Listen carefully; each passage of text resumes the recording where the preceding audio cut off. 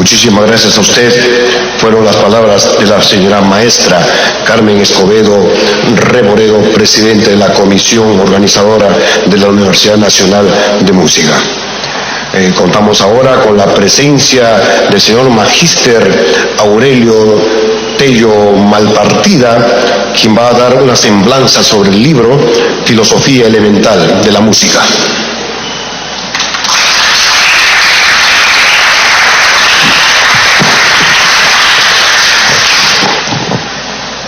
Lo primero, agradecer haber sido tenido en cuenta.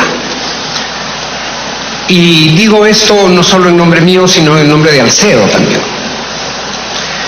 Porque han tenido que pasar 150 años de la publicación de este libro para que de repente reflexionemos sobre quién era José Bernardo Alcedo y que representa no solamente para la música en el Perú, sino para todo el conjunto de la vida cultural de este país, de la vida política de este país, porque Alcedo forma parte de los primeros que nos dieron identidad, de los primeros que desde su posición de músico insurgente supieron pensar en el Perú que nacía y que se proyectaba hacia adelante.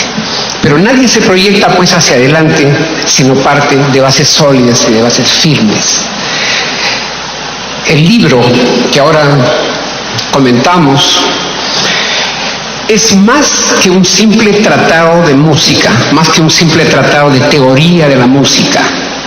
Se inscribe en la tradición de la filosofía de la música. Y la teoría de la música, no hay que olvidarlo, desde los tiempos de Boecio y Arístides Quintiliano, es una extensión del pensamiento filosófico, es decir, de la reflexión sobre ese lenguaje de sonidos con que los hombres han aprendido a expresarse. En el libro de Alcedo encontramos esa tradición que cruza a toda la cultura occidental desde la Edad Media. Muchos de sus conceptos se remiten a teóricos de la Edad Media, a teóricos del Renacimiento, a teóricos del Barroco y a los teóricos y filósofos contemporáneos de él.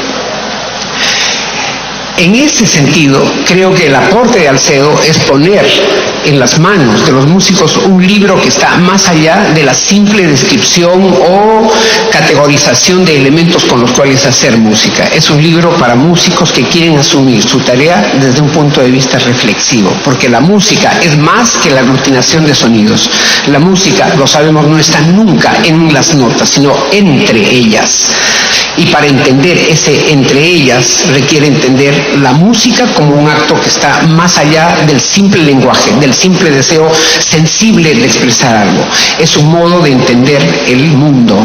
La música es un modo de entender el orden.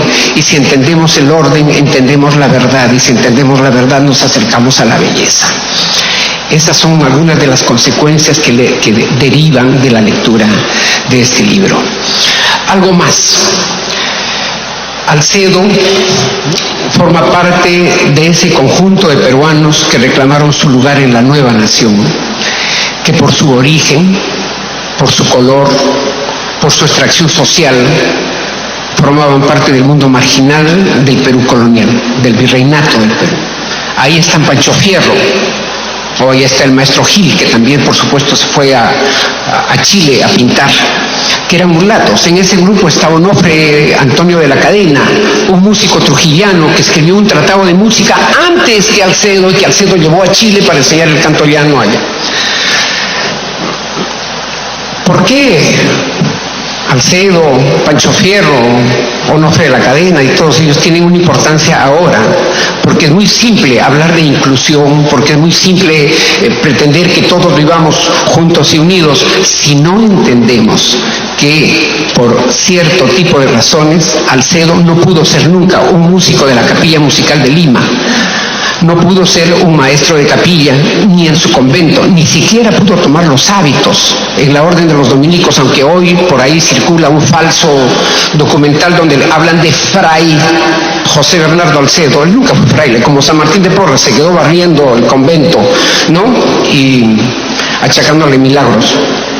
El gran milagro es que este hombre haya podido, desde una formación autodidacta, alcanzar un nivel de reflexión, de conocimiento y de pensamiento que está a la par de lo que hicieron otros músicos americanos. Esto también es motivo de reflexión, porque él no tenía por qué saberlo, nosotros sí. Él dice que es el primer tratado teórico que se escribe en América. Bueno, Henry Price había hecho uno en Colombia. Felipe Larios había escrito un tratado de armonía que publicó en México. Y José Antonio Gómez también. Y apenas saliendo de la independencia, José Mariano Elízaga ya había fundado un conservatorio. Situación que se quiso repetir en el Perú cuando lo hicieron venir de Chile para acabar diciéndole que mire, en realidad solo queríamos hablar con usted para ver si. Y no solamente eso, sino que la madre patria, que a veces trata a sus hijos como una madrastra, le quitó la pensión que tenía por ser el doctor del himno. Y Alcedo se sentía dolido cuando caminaba por las calles de Lima sin que nadie lo reconociera como el autor de la canción nacional. Por cierto, una canción de la que no tenemos una edición filológica, de la que no tenemos el manuscrito original y que propició que en el siglo XIX cada quien hiciera lo que le diera la gana con esta canción, que tendría que ser uno de los símbolos intocados e intocables de nuestra identidad patria. Hoy hemos vuelto a las andadas, se toca con cajón, se toca a tiempo de vals en la Embajada de Argentina, ¿no? Es decir, nos sentimos con el derecho de usar estos símbolos para cualquier pretexto lucidor. Alcedo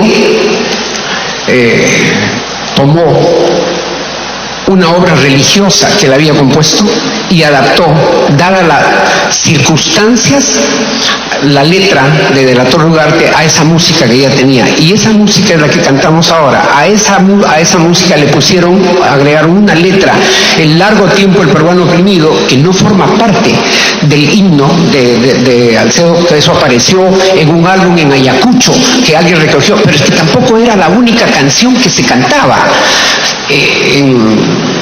El momento en que llegó San Martín con su ejército libertador, que a los que defendían la sociedad colonial les debe haber parecido que llegaban las huestes senderistas, en ese momento Alcedo se alineó a hacer una más de las canciones que quería el pueblo expresar para decir que ya era suficiente de 300 años de vivir bajo la tutela de ella. Ahora queríamos ser una nación moderna, joven, libre, donde todos los peruanos, no por su color de piel, no por su extracción social, quedaran marginados.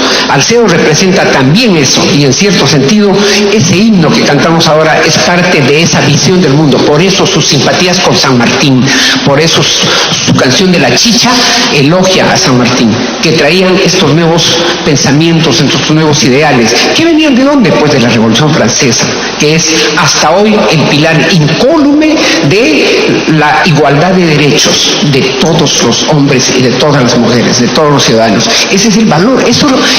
Alcedo es mucho más que el autor de una canción y mucho más que el autor de un libro de teoría. Y creo que esa es una importante reflexión que podemos hacer después de leer este texto.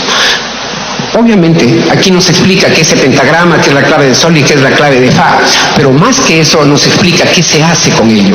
Cuando cita a Rousseau, cuando cita a Fétis, cuando le reclama a Fétis, este famoso musicólogo europeo, que en su biografía universal de la música le dice no incluya a países que ya hoy forman parte de la cultura occidental. Y le menciona a músicos peruanos como Pedro Jiménez Abril de Tirado, un músico que está siendo reivindicado hoy día gracias a los estudios de Manuel Izquierdo Cránex en Chile y que vivió su carrera musical como Alcedo en el exilio, es decir, en Bolivia, mientras que Alcedo lo hizo en Chile. Le reclama un lugar para Melchor Tapia, le reclama un lugar para Toribio del Campo y Pando, que era el maestro de capilla de varias iglesias en Lima. Es decir, Lima tenía una vida musical que no hemos sabido recuperar, que no hemos sabido mantener cuando llegó la independencia. Este libro, escrito así entre 1851 y 1861, se afilia a esta idea de ser un pueblo civilizado, de ser un pueblo culto, de ser un pueblo instruido. Y ese es el aporte de Alcedo cuando escribe un libro dedicado a la juventud, porque ¿quiénes pues son los que van finalmente a tomar el relevo y la posta de lo que hacemos los que ya estamos entrando a la tercera edad o viviendo en ella, ¿no? Son los jóvenes, son los que van a heredar el mundo que nosotros les dejamos, y ojalá les podamos dejar, como lo soñaba él, un mundo equitativo, un mundo justo, un mundo digno. Todas estas cosas, ustedes dirán que no tienen que ver con la música. Sí, sí tienen que ver. Sí tienen que ver, porque en la medida que nosotros somos capaces de tener un pueblo que sabe cantar afinado, que sabe cantar a tiempo, que sabe escuchar, que sabe atender y entender ese orden abstracto, entonces puede elevarse a instancias superiores de pensamiento y de entendimiento. Pero eso es una construcción, eso es un trabajo que hay que hacer desde la niñez. Yo, que participé activamente en los momentos que se proclamaba una reforma educativa en el Perú y se le quería dar un papel importante al arte, veo cómo a veces hemos dejado pasar oportunidades de trabajar desde la niñez. Ahora, en estos tiempos, veo cómo se están formando orquestas infantiles, orquestas juveniles, encomiables proyectos que todos tendríamos que apoyar para tener eso que plantea Alcedo en su libro: un pueblo culto, un pueblo instruido, un pueblo, por lo tanto, sensible, reflexivo y crítico, capaz de llamarle al pan, pan, y al vino, vino. El libro no es, por cierto, un panfleto. No navega con bandera, navega con reflexión, navega con filosofía. Es un libro que nos enseña a pensar que la música es una de las formas superiores del accionar, del pensamiento y de la creación humana. Ese, creo, es el gran legado de Alcedo, y esa es la diferencia cuando comparamos esto con los libros de Felipe Larios de armonía en México o con el tratado de teoría de Henry Price en Colombia. Este es un libro que está en un nivel de pensamiento superior, se acerca al fondo de las cosas, que es finalmente la filosofía. Así que celebro grandemente que la Universidad Nacional de Música, nuestro querido ex conservatorio, haya tenido la iniciativa de darle salida, de publicarlo, de ponerlo en actualidad, de ponerlo en valor, de que las jóvenes generaciones lo puedan conocer. Y creo que es un punto de partida no solamente para recuperar la figura de Alcedo, sino todas las tareas pendientes que tenemos respecto de la música peruana. Todos esos músicos que no se conocen desde el periodo colonial, todas esas obras que están guardadas en los archivos y en los acervos, que empiecen a recuperarse, a tocarse, a sonarse, que así como ya tenemos publicado el libro de Onofre de la Cadena, que los podamos leer y que los podamos incluir en el prontuario de libros que los estudiantes tienen que leer. Entonces sentiremos que valió la pena haber dado esta iniciativa. Felicito pues a la Universidad Nacional de Música, al Congreso de la República por acogernos en esta que es nuestra casa, la de todos los peruanos, para hablar de un libro que habla de todos los peruanos. Muchas gracias.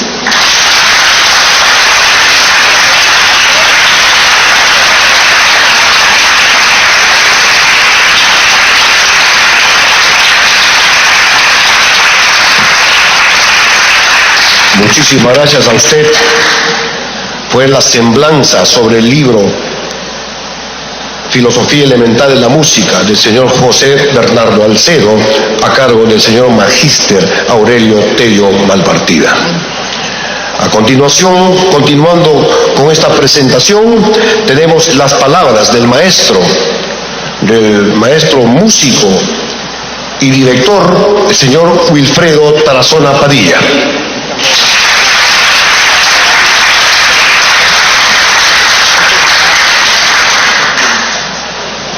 Señor congresista Francesco Petrosi, maestra Carmen Escobedo, directora de la Comisión Organizadora de la Universidad Nacional de Música, maestro Aurelio Tello. Después de escuchar estas participaciones, yo voy pensando, ¿y qué es lo que voy a decir yo? ¿No? Participación brillante del maestro Aurelio Tello, como siempre, especialista en temas de investigación, temas de estudio que él encarna, porque es la investigación, la composición y la música colonial, virreinal, es su hábitat permanente. Pero algo diré. Estaba pensando justamente que nuestras instituciones, como es el conservatorio, tienen un proceso en el cual se han ido construyendo con participación de diferentes estamentos, estudiantes, la responsabilidad en los directivos, en la parte administrativa, pero que va obedeciendo a ciertas líneas de políticas públicas. Alcuino, cuando es llamado por Carlomagno en el siglo VIII para que diseñe una política de educación en el Imperio Carolingio, que él asume, llama a Alcuino y le dice: por favor, diseñe una política de educación. Y es ahí donde nace el trivium y el quadrivium, en donde es actualmente, digamos, nosotros estamos trabajando dentro de eso, en base a todo un concepto humanístico que ahora sea de los príncipes, de los reyes que tenían responsabilidad de conducir sus pueblos y sus reinados. ¿Qué pasa en el Perú? En el Perú, estas políticas públicas de educación, especialmente dedicados al aspecto de la formación especializada, que es la parte musical, ha habido realmente un olvido enorme, porque no sabían ni por dónde colocar ni a dónde colocarlo. Cuando se da la reforma educativa en el gobierno de Juan Velasco Alvarado, encuentran que de pronto los seminarios religiosos, los institutos militares y los conservatorios nacionales de música, que llamaban en ese tiempo, no tenían un espacio dentro de la estructura del sistema educativo en el país, y se empieza a mirar qué hacer. Recuerdo mucho que participé en muchas de esas reuniones, porque de alguna manera, circunstancialmente, representaba a los alumnos, a los estudiantes de arte de todo el país. Yo era alumno de Arequipa, que vine en representación de los estudiantes de Arequipa, y aquí se formó una representación nacional. Y nos reuníamos con la que era en ese tiempo la doctora Marta Hildebrand, la directora del Instituto Nacional de Cultura. El conservatorio era el director, el maestro Armando Sánchez Málaga. Teodoro Núñez Ureta era el director de la Escuela de Bellas Artes. Y nos reuníamos cada 2 meses para pensar qué se puede hacer en esta estructura en donde no estaban contemplados la categorización de los conservatorios, de los seminarios, de los institutos militares. Y siempre había la intención de lograr que nuestros conservatorios tengan un estatus que garantice un nivel competitivo con otros países cercanos a los nuestros. Y se pensó en un proyecto ELISA, justo le consultaba al maestro Aurelio cómo se llama ese Instituto Cubano de Instituto Superior de Artes, como un modelo, porque en ese tiempo todo Latinoamérica viró por los años 80 hacia los pensamientos izquierdistas, y Cuba era un referente importante, y se pensó que pudiera ser una ruta en la cual se pudiera caminar. Finalmente no se llegó a nada, como siempre pasa. Y como representante de los estudiantes me acerqué con la doctora Marta Hildebrand, que tenía aquí era el local del Instituto Nacional de Cultura, cerca al convento San Francisco, para solicitar el carnet universitario. Ella estaba sentada, tenía un carácter muy especial, dura, fuerte, y me recibió. Y yo le dije, sí, a ver, dígame, que necesitábamos para todos los estudiantes el carnet universitario. Y me hizo, ¿y el conservatorio es universidad?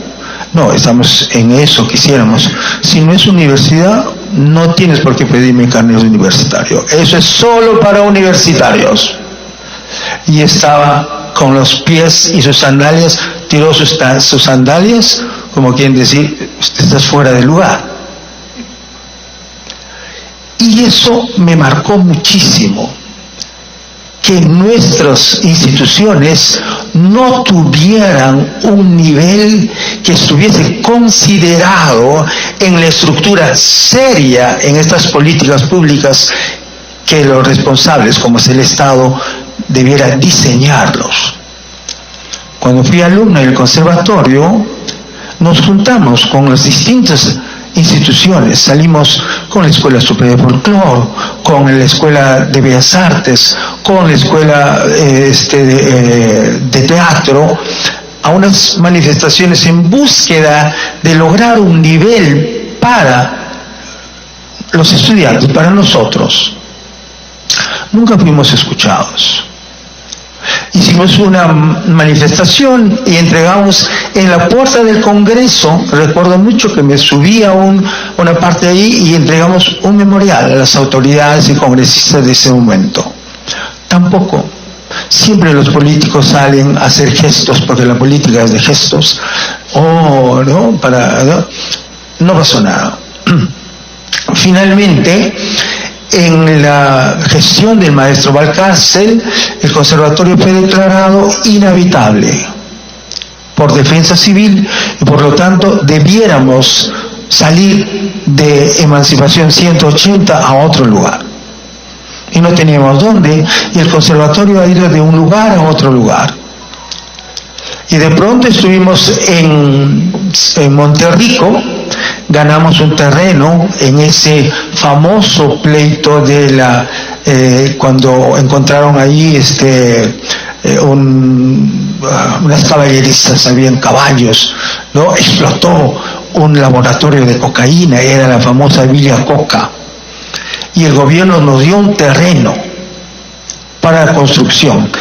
Era la gestión de la maestra Nelly Suárez.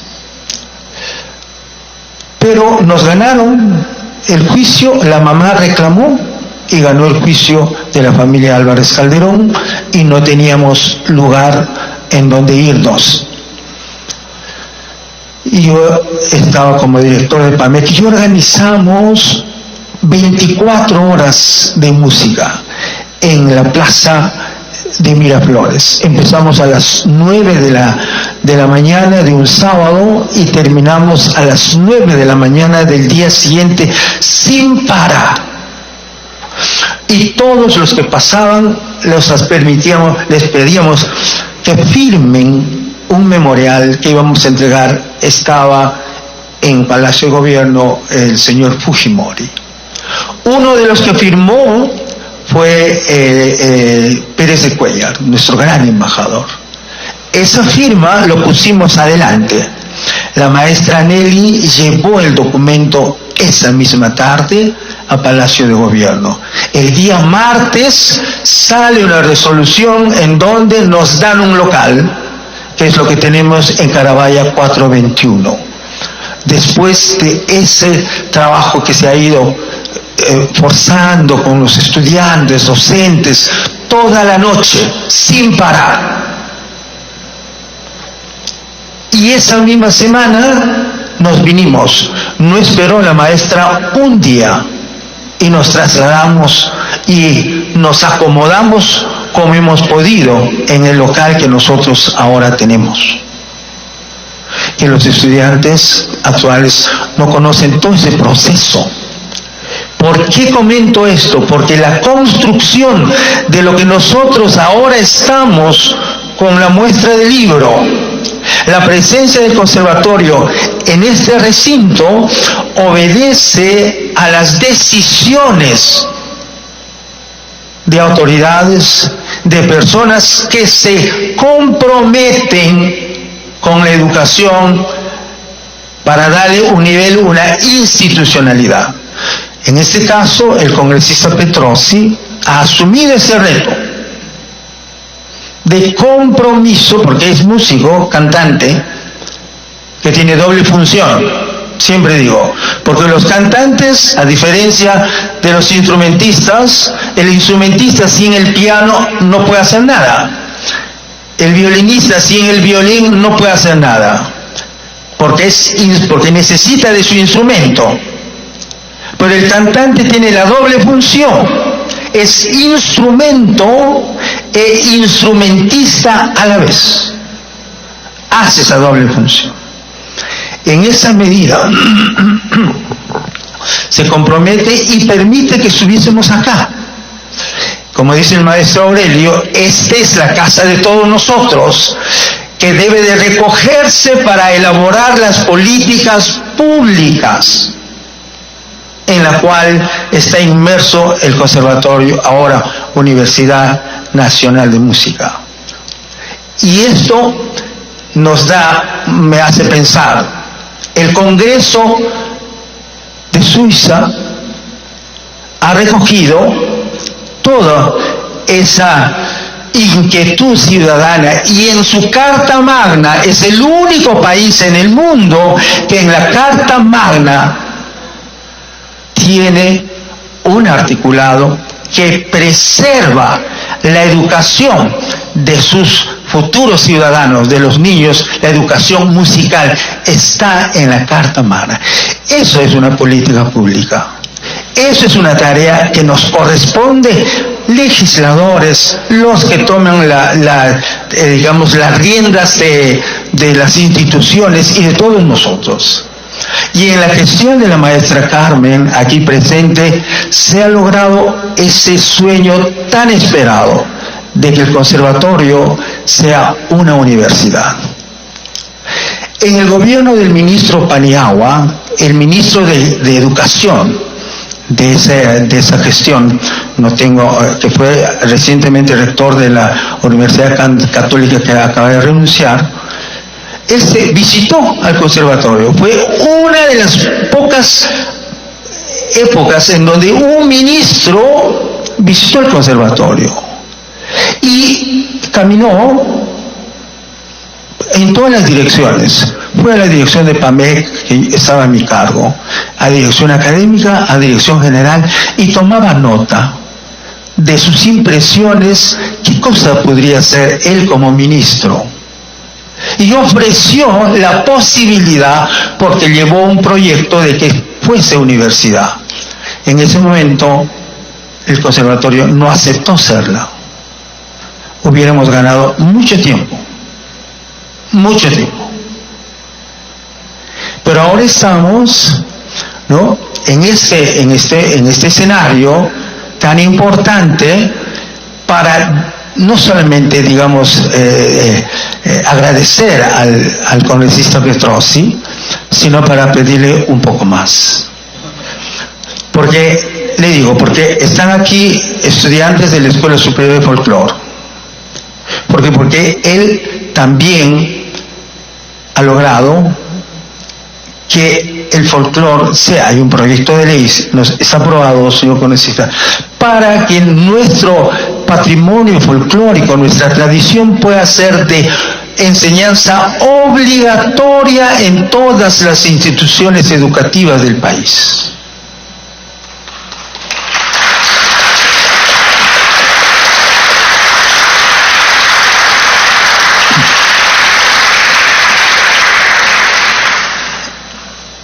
Estamos en una etapa en donde este proceso de transición requiere la suma de esfuerzos de todos, autoridades del ministerio, a las autoridades del conservatorio, en la cual ellos no descansan de trabajar, y de apoyar todos nosotros para que libros como acabamos de escuchar no solamente uno, sino muchos, pudieran ser un hábitat